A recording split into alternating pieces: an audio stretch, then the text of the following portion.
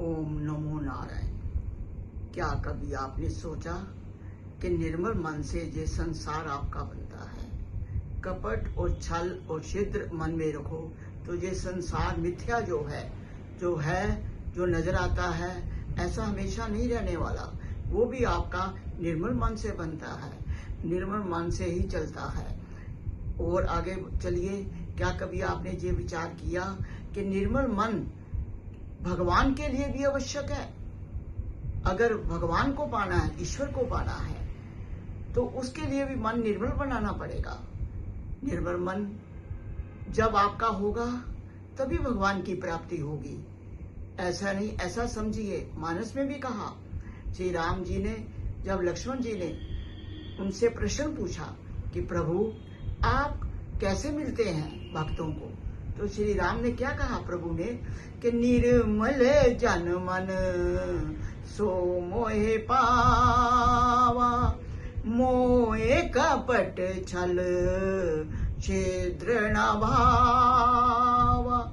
जिसका मन निर्मल है, पावन है, पवित्र है, कपट छल और छिद्रों से रहित है, ऐसा ही भक्त मेरे को एक बार भी राम कहता है तो मैं उसके पास भागता हुआ चला जाता हूँ।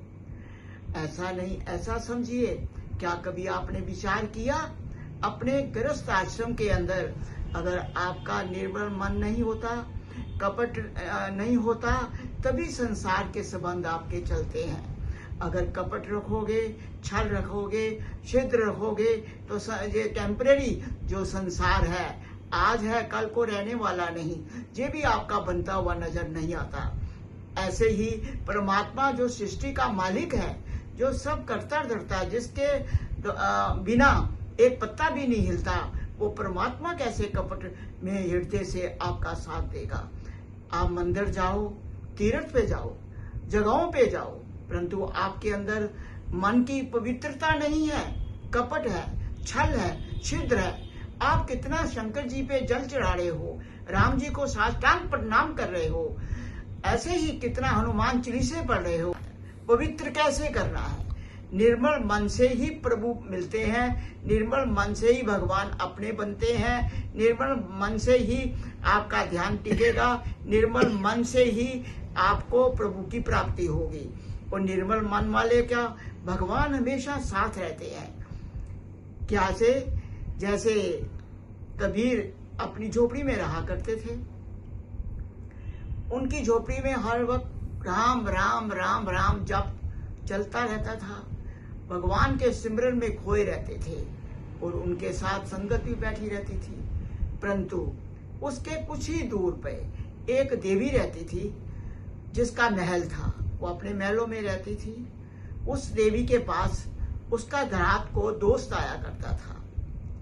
जब रात्रि में उसका दोस्त आता था, इधर कबीर जी की झोपड़ी के अंदर भगवान के नाम का संकीर्तन चलता रहता था। एक दिन उसके दोस्त ने पूछा उस देवी से कि ये कौन है जो हर वक्त राम राम राम राम राम करता करता हमारे कानों में जलन पैदा करती? बताइए, जिसके मन में कपट है, छल है, राम कुछ भी नहीं करता उसके लिए दवाई दवा नहीं बनता, बल्कि उसके लिए दुख का कारण बन जाता है। क्योंकि मलिनता का इतनी बड़ी गिरावट है। मलिनता, मन को कंट्रोल करो, मन को समझो, मन को समझाने की कोशिश करो। क्या आप जानते हैं भगवान कृष्ण ने श्री गीता जी में क्या कहा? मय्येव मनाधस्व, अपने मन और बुद्धि को मेरे में लगा दे। ये नहीं कहा भगवान कृष्ण, ये भी कह सकते थे कि संसार में लगा दे, परंतु उन्होंने ये नहीं कहा।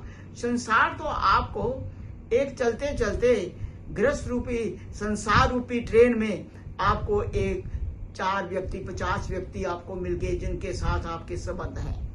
वो भी निर्मल मन से ही चलेंगे। कपट रखोगे तो वो आपके संबंध टूट जाएंगे भाई।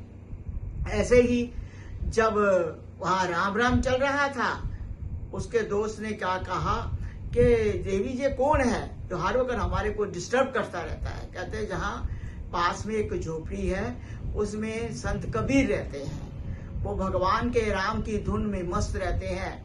जो जाता है वो भी राम की धुन में मस्त हो जाता है। अच्छा तो ये खात्मा ही कर दो। उन्होंने लगाई आग और जाकर के झोपड़ी में लगा दी, आग जला करके झोपड़ी में लगा दी।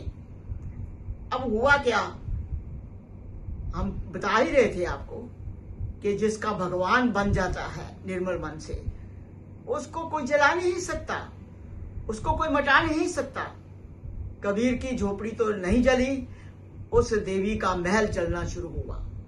जब महल जलना शुरू हुआ तो भागती हुई आई, कबीर जी आप भी बहुत टाइम से जहां रहते हो, मैं भी बहुत टाइम से जहां रहती हूँ, मेरे दोस्त ने आग लगाई है, आग मैंने नहीं लगाई। तो कबीर ने मुस्कुराते हुए कहा, अरे भाई तेरे दोस्त ने मेरी झोपड़ी को आग लगा दी और मेरे दोस्त ने तेरे महल को जला दिया।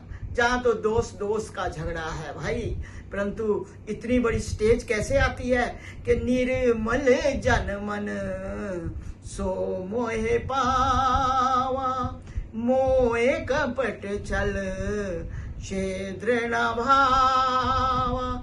जिसका मन निर्मल हो चुका है, पावन पवित्र हो चुका है, कोई खोट नहीं है, कोई कपट नहीं है, ऐसा प्राणी जब ईश्वर को ध्याता है, भजन करता है, वो एक कदम चलता है, भगवान उसके लिए 100 कदम चलने के लिए तैयार रहते हैं।